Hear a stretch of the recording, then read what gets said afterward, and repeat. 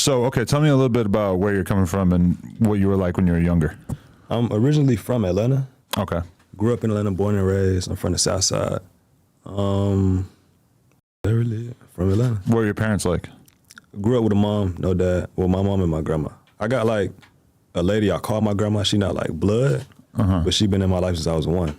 So I call her my grandma. So it was like your mom and her taking care of you? And my stepdad, but it was really more so my mom and my grandma. And your dad was just ghost? You never really had a relationship with him at all? He was in and out of my life up until I got to, I want to say, late elementary school. Okay. And that was just gone. You think he was like living a life of crime? Was he all up or just doing something else? I don't know what he was doing, but I was just thugging it out with my dudes. You were never super curious, or does it occur to you that before you die, you'd like to have a conversation with him? Nah, I don't really care to. Really? Yeah.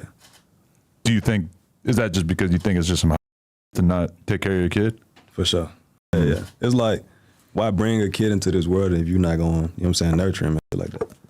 Yeah, as somebody with a kid now, I find that like unbelievably hard to wrap my head around. Bro. But as the years went on, I got comfortable with it. I got a little sister too. And it was like, I was more so caring about how she felt about the whole situation. And once she stopped caring, it was like, I'm good. Definitely. Okay, so what was, I don't know, South Atlanta? Like, what was the vibe like? Was it intense, or was it the more south side of Atlanta is like, I would say it ain't the best of the best. People actually think I grew up in the suburbs, which is crazy. Right. I didn't grow up in the hood, but I didn't grow up in the suburbs. Like, I was around. I've been through a lot. It was just like, I don't know. People think my upbringing is not what it is, but I don't really speak on it. I'd be more so just quiet about it. Just because that's such a thing that people want to brag about how bad their upbringing was, or how much shit they've been through or whatever. Fact. When in reality, it's like, that's every parent's goal, is to basically raise their kid in a situation where they don't have to deal with a bunch of crazy street shit. Right. I wasn't necessarily in the streets, but it was times where, I mean, a lot of people go through this shit. Motherfuckers have shit. Like, a lot of people don't know this, but I was homeless for like a whole year of my life. Up until, I want to say, when my little brother was born, he was actually born, like, you know how you go home after the baby is born? He came to the hotel. Really? In the hotel. What age are we talking? I don't even remember how old I was. I just know I was young and I was in the hotel. But to me as a kid, it was like, shit, we in the hotel, it's cool. But growing, like, me being older and looking back at it, I'm like, damn, 4 or 5 months, one hotel room is crazy. Right, but when your kid is super young, he doesn't necessarily understand how shit normally is. I was having a conversation with somebody recently who told me that they spent a big part of their childhood growing up in like a battered women's shelter, and they didn't really understand, because I've been in a battered women's shelter before. It's basically, it looks like an apartment building, right? But meanwhile, you got to like check in at the door and stuff, and like, I don't know, it's like all these little things, but when you're young, you don't really know what normal is. You just living life. Yeah. Everything fun and cool. I was having the best time of my life, not knowing we living in a damn hotel. What do you think your mom was going through that she ended up in that situation? I don't know. My mom, she ain't really necessarily she never really had it, but she always made the best of what she had. So I could just salute her for everything she, you know what I'm saying, provided for me. But it wasn't an instance when I was a kid to where I just had the most. And I'm not saying it's like nothing to seek. Well, what's the word I'm looking for? I'm not seeking validation. Yeah, I'm not seeking validation or sympathy. I don't want no sympathy for my upbringing. It's just like, it was what it was. Right. Go through his life. Yeah, because it's like, you know, I had like a pretty normal upbringing too, but it's like, you know people who are from like terrible upbringings in the projects, and like that is a big part of like who they are as a person. And you don't want to necessarily like conflate your life with that. Exactly. But at the same time, I mean, it's different than growing up with a family situation that's like just going to make life super easy for you and everything, right? Facts. I ain't necessarily have the America's dream, I guess you could say. Right. So when you go into school and stuff, what kind of kid were you? I was always on my A game in school because I wanted to make my dudes happy. That's really how I first started making my first little bit of money, making good grades. So like, I've always just liked money. I always had like a hustling mentality being around my grandma. And it's just like, she said, you get money for getting good grades. When she said get money, it's probably like $10. But it's like, nigga, I'm looking forward to that $10. Like, what can I do with this $10? I'm finna save this till I can get another $10. Right. And it was just like, that what kept me going in school, making money. Did school come easily to you? You could say that, yeah.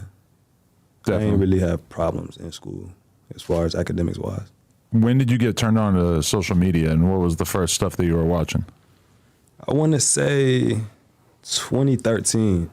That's when I made my first. That's when I made the same Instagram I actually have now. 2013. I think that was the first social media. Or I was on. Well, do you consider Kick as social media? It's more like a messaging app. The Kick that you're talking about, not Kick, the streaming app that people are probably thinking of. Yeah, nah. I was on Kick, Uvu back in the day. But I feel like Instagram was my first social media. Instagram and YouTube. Right. And who were you looking at for inspiration, or people that you thought that you kind of wanted to be like? Growing up, I was watching Roman Atwood heavy. I was watching Casey Neistat and DDG. Yeah, that's dope. Because to me, Casey Neistat was the person who I had been watching some vlogs, but Casey Neistat was what made me like, oh, this is not just some bullshit.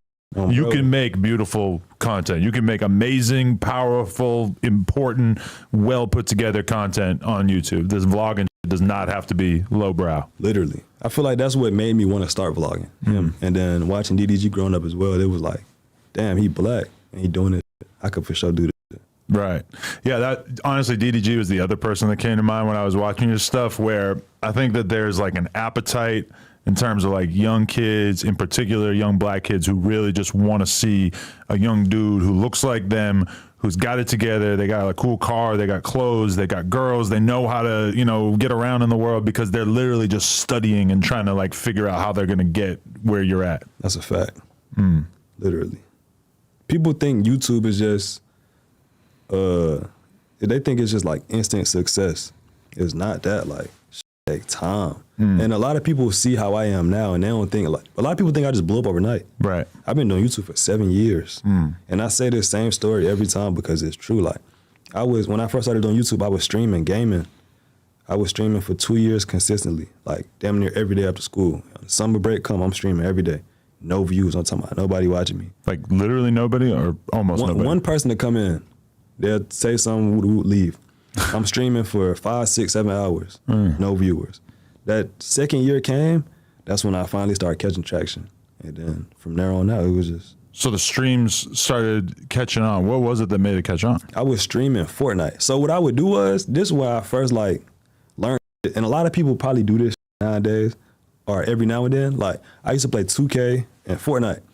So I would host like little giveaways just to get people to click my and get them saying a couple amount of views. The views would come in, I had the views, but once that giveaway over, everybody gone because they don't want the money or whatever I'm giving away. So I attract a little audience. I say I get like 500 views.